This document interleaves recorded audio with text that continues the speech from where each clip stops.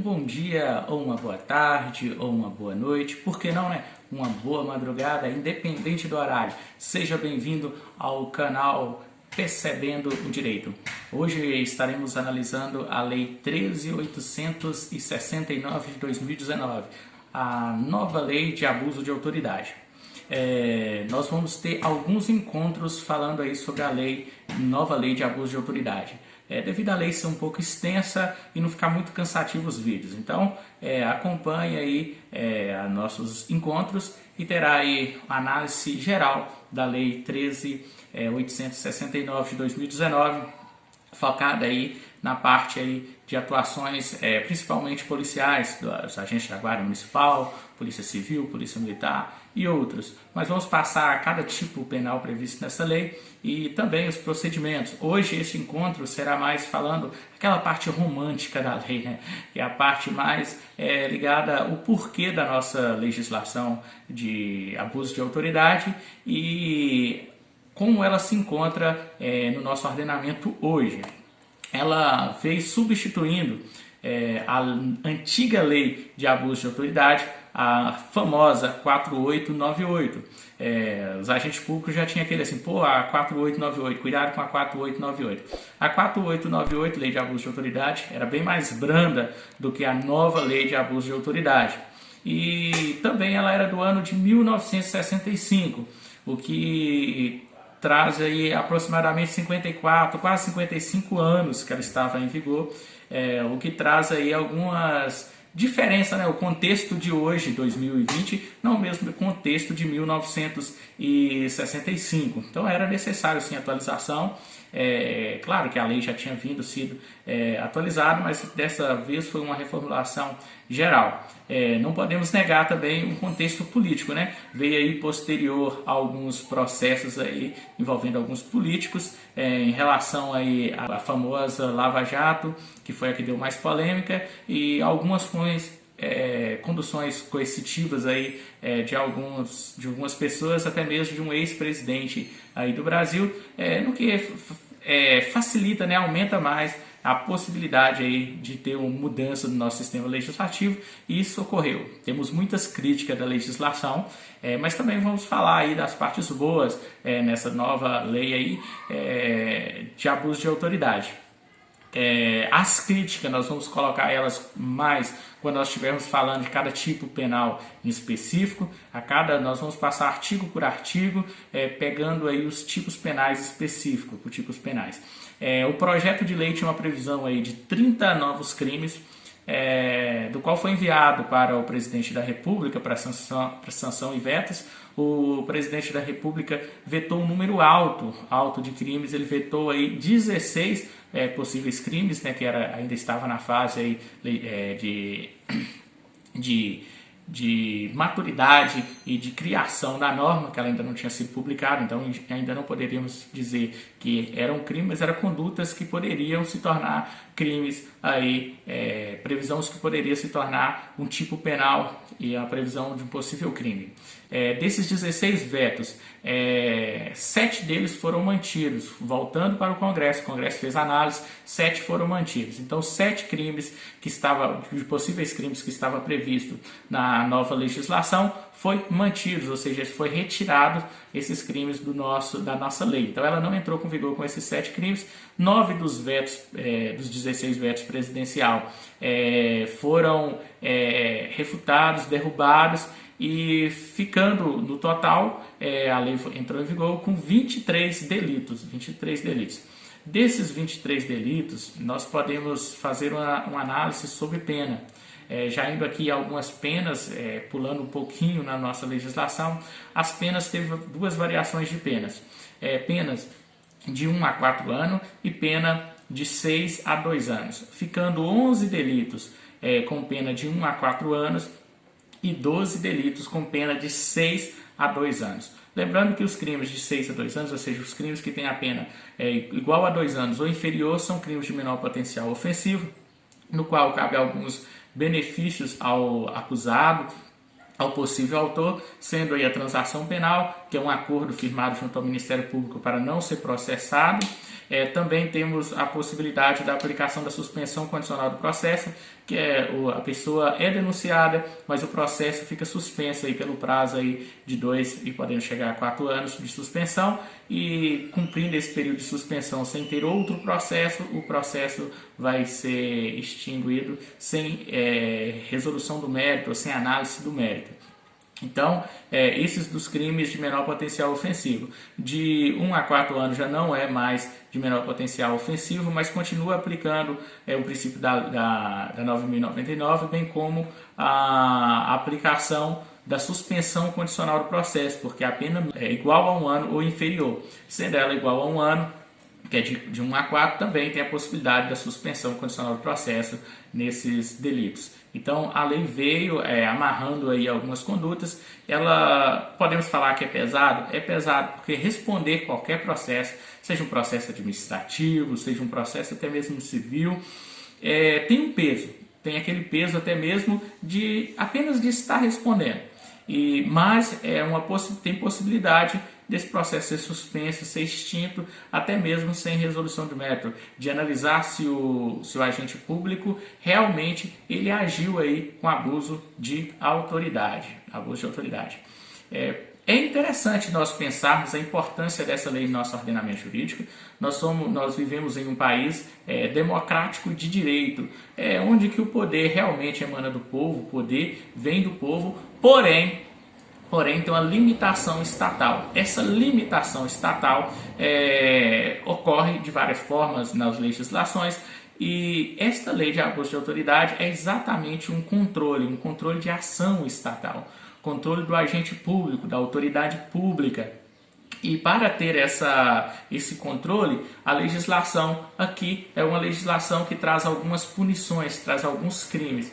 E para ter crime no nosso ordenamento jurídico, tem que seguir alguns princípios, entre eles o princípio da legalidade, o princípio da reserva legal, o princípio também da anterioridade da lei. E vamos passar alguns desses princípios analisando da seguinte forma: o princípio da legalidade. Nós temos o princípio da legalidade no nosso ordenamento para várias matérias, exemplo tributário, direito administrativo, bem como do particular. Vamos falar hoje aqui do administrativo e do particular, para fazer uma diferença entre o particular e a administração pública e seus agentes. Então, o particular, no artigo 5º, inciso 2º da nossa Constituição Federal, fala que ninguém será obrigado a fazer ou deixar de fazer alguma coisa, senão em virtude de lei.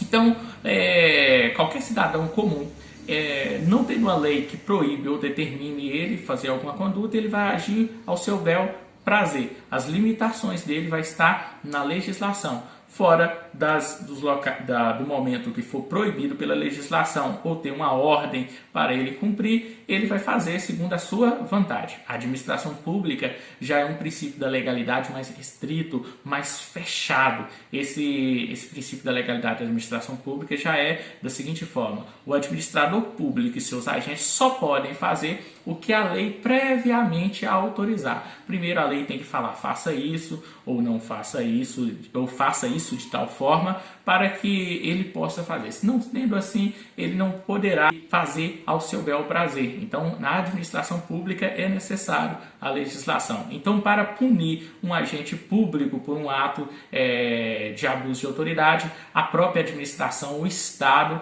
também tinha que ter uma legislação aí falando que tal conduta pode ser punida com tal pena. E uma das partes aí do princípio da legalidade. Eli Lopes Meirelli também teve uma definiu como o princípio da legalidade na administração pública. Ele cita que o princípio da legalidade está no artigo 37 caput da Constituição. No artigo 37 caput vem trazendo lá alguns princípios, os princípios expressos da Constituição, né? Legalidade, impessoalidade, publicidade, moralidade e eficiência. Então está lá o princípio da legalidade. Ele coloca da seguinte forma: significa que o administrador público está em todas as atividades funcionais sujeito ao mandamento da lei e às exigências do bem comum, e deles não podem afastar ou desviar, sob pena de praticar ato inválido e expor-se à responsabilidade disciplinar, civil e criminal. Essa foi uma das definições que o Eli Lopes Meirelles trouxe. Então ele fala aí que o administrador público, o agente público, ele tem que estar diretamente submisso à legislação e ao bem comum, o interesse público, que a gente poderia utilizar assim também. E se ele não cumprir o interesse público e o que está previsto na legislação, não andar ali diretamente submisso à legislação, ele pode ser punido na esfera administrativa, na esfera civil e na esfera criminal. Essa nossa lei, nova lei de abuso de autoridade, vem trazendo especificamente a parte de abuso de autoridade, que é a parte criminal. Claro que também tem a parte que traz algumas coisas citando sobre o direito sobre administrativo, ou até mesmo civil, como o direito de indenização aí pelos danos morais, alguma coisa desse sentido. Nós vamos esmiuçar durante aí, os demais encontros, quando nós estivermos falando de cada tipo penal e cada artigo dessa nossa legislação.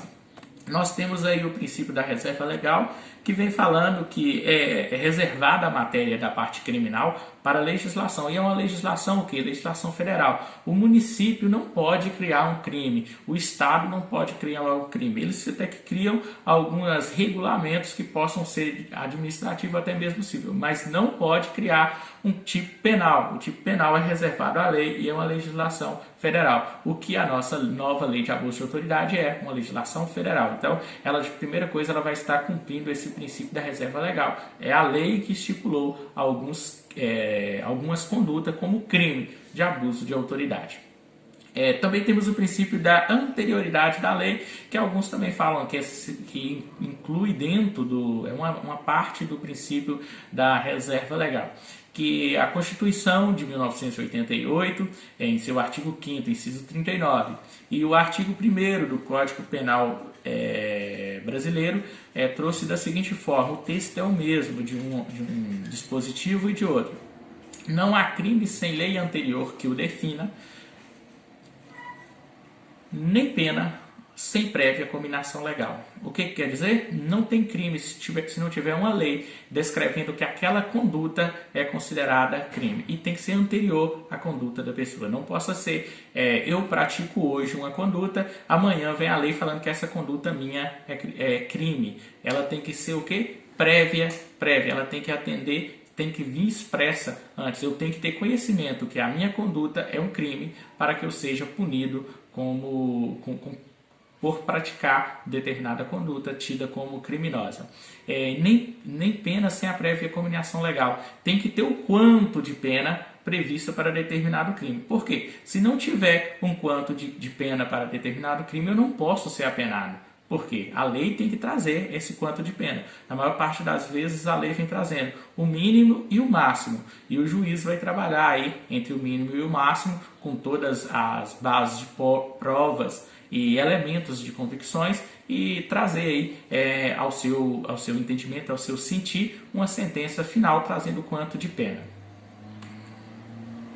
É interessante que quando eu mencionei o momento político que vivíamos no nosso país, que trouxe a possibilidade até da lei ser aprovada mais rápido, falando aí de uma parte exatamente política mesmo, de alguns políticos, ditas pessoas importantes sendo aí conduzidas, sendo presas, e tendo o entendimento que teria vazamento de algumas conversas e tendo entendimento que aquilo poderia estar violando alguns direitos, a lei veio com maior rigor, mas esta lei ela veio para proteger de uma forma geral todo cidadão de uma forma geral, porque qualquer pessoa que for submetida a um abuso de um agente estatal poderá aí fazer uma notícia crime e o Ministério Público deverá tomar as providências, bem como os agentes públicos que entraram como agentes ativos do delito, ou seja, a pessoa que pode praticar o delito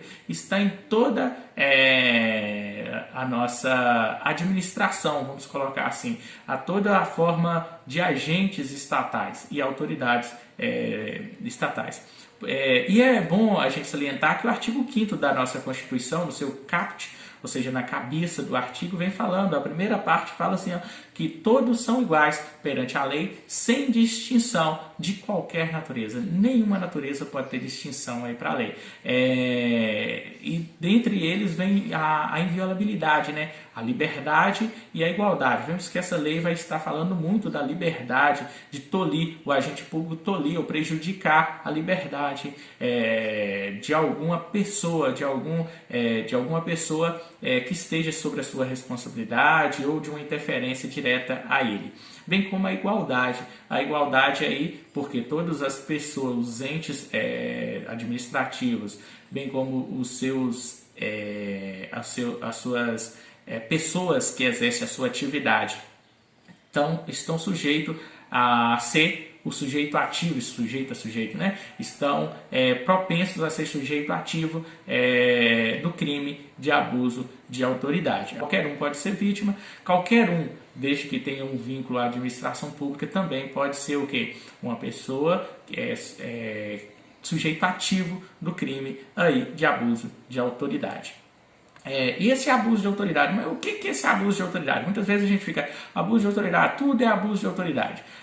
Mas nós vamos ver da seguinte forma, a lei definiu o que é abuso de autoridade. Fala que abuso de autoridade é quando a gente, no exercício da sua função, ou a pretexto de exercê-la, abusa do poder que lhe foi atribuído pelo Estado. Ou seja, o Estado delimita qual que é a atividade dessa pessoa e ele ultrapassa essa atividade. Um exemplo, o Estado permite que o agente público, policial, guarda municipal, possa fazer o quê? Efetuar uma prisão. Mas o agente público prende a pessoa, pega a imagem, coloca na mídia, divulga essa imagem. Ele está excedendo o que foi o quê? Foi delimitado pelo nosso Estado. Então, novamente, o princípio da legalidade, excedeu o que era legal a ele, abusou-se do poder que o Estado atribuiu. Então, é abuso de autoridade. Mas sempre que tiver esse excesso, será considerado crime de abuso de autoridade?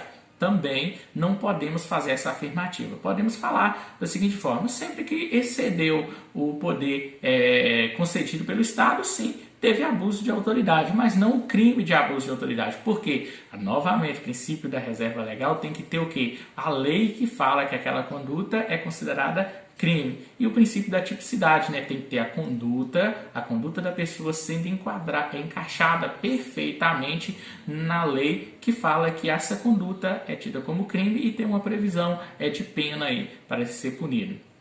E a nossa lei, nova lei de abuso de autoridade, ela veio trazendo um dolo específico, mais geral. Fica um pouco, parece contraditório, mas não é contraditório. Vou explicar para vocês. Da seguinte forma, porque nos artigos, quando nós pegamos alguns artigos no Código Penal, nós vemos o dolo específico, ele está próprio dentro de cada tipo penal. Fala constranger alguém mediante violência ou grave ameaça a fim de obter vantagem financeira ou diferente, ou outra vantagem. Então nós estamos aqui que essa vantagem, que é a finalidade de vantagem, seria o dolo específico. Na nossa lei, ela não trouxe, na nossa nova lei de abuso de autoridade, ela não trouxe em cada artigo falando essa finalidade. Ela trouxe um artigo específico que falou assim, que pratica essa ação de abuso de autoridade, o agente com a finalidade específica, olha para você ver, a finalidade específica de prejudicar outro, ou seja, quando o agente público quer prejudicar uma outra pessoa, ou quer beneficiar a si mesmo ou a terceiro, ou seja, quer alguma vantagem indevida para ele ou para uma terceira pessoa, ou ainda pelo mero capricho ou satisfação pessoal, ou seja, quando a pessoa tem aquela vontade pessoal, aquela vontade dele de praticar determinado ato, apenas por capricho dele, satisfação, ou seja, até o interesse dele mesmo, não tem nada ligado, ele não vai ter benefício com isso, nem prejudicar a pessoa diretamente, mas a conduta dele vai estar ultrapassando o que foi lhe permitido e tem a tipicidade aí como crime. E é bom salientar que muitas pessoas falam, toda conduta então é tida lá como crime, está lá no tipo penal. Se for praticada, será crime? Primeira coisa, temos que pensar da seguinte forma, abusou do poder? Abusou. Qual que era a finalidade? Era de prejudicar alguém? Era de beneficiar a si mesmo? Era de beneficiar um terceiro? Era mero capricho ou satisfação pessoal? Beleza, se encaixou nisso, nós já vamos ter mais próximo da possibilidade de cometimento de um delito. Mas temos uma conduta que possa afastar a aplicação também do crime, que é o quê? Uma divergência de interpretação da lei. Então, se o agente público, o guarda municipal, policial civil, policial militar, delegado de polícia, promotor de justiça, juiz, tiver o quê? Na interpretação da norma, ele tiver divergência nessa interpretação, não quer dizer que ele está cometendo o crime de abuso de autoridade. Pois que aí também afastaria, né, a finalidade específica. Ou seja, ele não, se era só mera interpretação, ele não está querendo prejudicar ninguém. Ele não está querendo beneficiar a si mesmo nem a terceiro. E nem é por satisfação pessoal. Ele só estaria querendo cumprir o que a norma diz ou entendendo que a norma está falando algo diverso do que uma terceira pessoa estaria entendendo.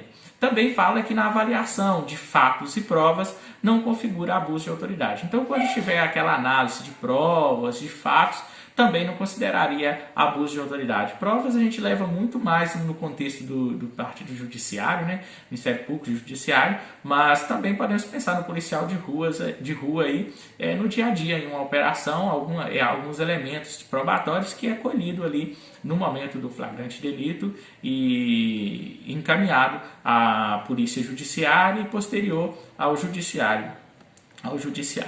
Esse sujeito ativo, essa pessoa que pode praticar essa conduta, ficou bem amplo com essa nossa legislação.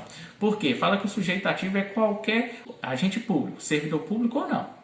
Então pode ser servidor ou não, sendo agente público. Ela vai definir o que é esse agente público. Da administração. E qualquer parte da administração. Pegou só a administração direta? Não. Pegou a administração direta e indireta. A administração direta nós vamos ter os entes federativos com seus órgãos, né? E a administração indireta seria aquela descentralização do poder. Estará aí a empresa pública, sociedade de economia mista e outras. Algumas fundações também são entendidas aí como a administração indireta.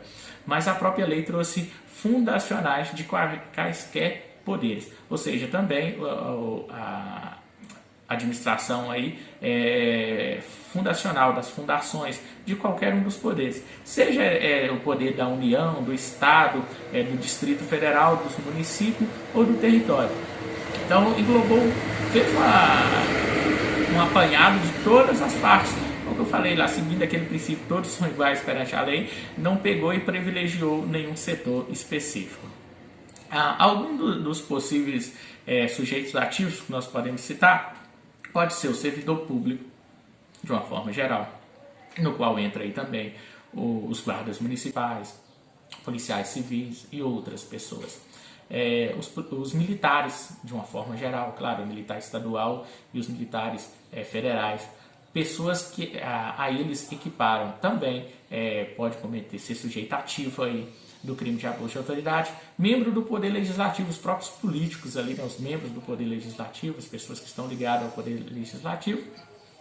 Membro do Poder Executivo, ou seja, o administrativo realmente do Estado, do município e da nossa União. Os membros do Poder Judiciário, aí, os juízes também estão aí dentro dessa nossa legislação aí, como possíveis sujeito ativo do delito, ou seja, o juiz também tem a sua conduta limitada, desde que não seja a mera interpretação da norma ou análise do fato e de provas, ele pode incorrer aí, se for por mero capricho dele ou com vontade de prejudicar alguém ou de beneficiar a si ou terceiro, ele também pode cometer o abuso de autoridade. Da mesma sorte, os membros do Ministério Público. Então, os Ministérios Públicos e os membros do Ministério Público, de uma forma geral, o promotor de justiça, também pode cometer também abuso de autoridade. Pode cometer, é uma forma de dizer, mas ele pode ser sujeito ativo, né, de abuso de autoridade. E se cometer e tiver um processo, que é o correto, né, ter o processo, ele também pode ser condenado aí pelo abuso de autoridade. Os membros dos tribunais e de conselhos de contas também possam ser sujeito ativo do crime de abuso de autoridade. Esse sujeito ativo é o agente público. E o agente público nós poderíamos pegar o artigo 327, que vem trazendo um conceito lá de servidor público, e só que a nossa lei de abuso de autoridade, a nova lei de abuso de autoridade, ela trouxe a própria explicação dela e a demarcação de quem seria esse agente público. E ela coloca que reputa-se agente público, para efeito da lei, né, todo agente que exerce, ainda que transitoriamente ou sem remuneração, por eleição, nomeação, designação, contratação ou qualquer outra forma de investidura ou de vínculo, de mandato, de cargo, de emprego ou função em entidades aí ligadas à administração, seja direta, indireta, fundacional, da União, do Estado, do Distrito Federal, dos municípios e do território. Englobou todas as pessoas e é interessante que fala mesmo transitório. Então, a pessoa que trabalhou um dia ou 2 dias também possa ter esse vínculo de abuso de autoridade, ser sujeito ativo do crime de abuso de autoridade, bem como sem remuneração, aquela pessoa voluntária que esteja ali exercendo uma atividade voluntária, seja um conciliador voluntário, que talvez abuse do poder que está representando ali junto ao judiciário, seja o mesário, que é transitório, por um período, 2 dias, 1 dia aí nas eleições, e pode sim responder por abuso de autoridade, né? E outras pessoas que estejam prestando serviço público aí e abuse da sua autoridade, exceda o que o Estado lhe permitiu, também possa cometer o crime de abuso de autoridade.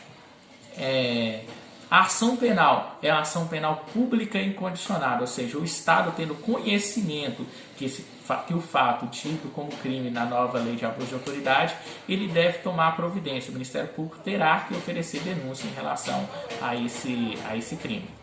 E se o Ministério Público não oferecer, Isaías, o que acontece? Se o Ministério Público passou aquele prazo dele oferecer, a partir do momento que passou o prazo dele oferecer a denúncia e ele não o fez, o particular pode fazer mediante a ação penal privada subsidiária da pública.